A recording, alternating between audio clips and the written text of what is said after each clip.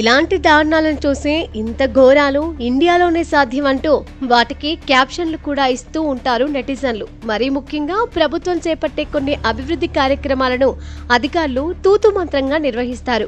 కొంతమంది కాంట్రాక్టర్లు ఏదో చేశామంటే ఏదో చేశామనేలా పనులు మమ అనిపించి లక్షలు కోట్ల బిల్లు దుబ్బేస్తూ ఉంటారు. తాజాగా అలాంటిదే ఓ నిర్వాకం బయటపడింది. ఏకంగా 100 కోట్లతో రోడ్డు వేసి రోడ్డు మధ్య ఉన్న చెట్లను అలానే వదిలేసి వాటి మధ్యలో కూడా తారు వేసి వెళ్లిపోయారు.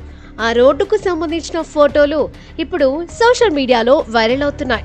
ఈ విచిత్రమైన రోడ్డు నిర్మాణ పనులు బీహార్లోని జహానాబాద్లో జరిగాయి. రాజధాని పాట్నా నుండి 50 కిలోమీటర్ల దూరంలో ఉంది. ఈ రోడ్డు 100 కోట్లతో నిర్మించారు. అక్కడ జరిగిన దారుణం ఇది.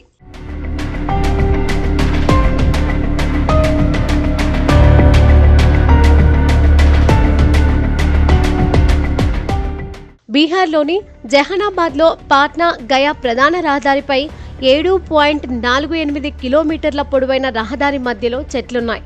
వాటిని అలాగే వదిలేసి రోడ్డును వేసేశారు జిల్లా యంత్రాంగం.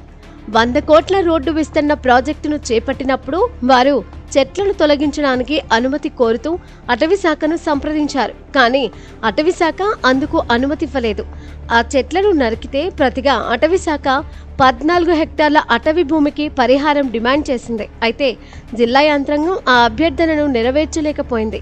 పైగా చెట్లను అలాగే ఉంచేసి రోడ్డును వేసేశారు.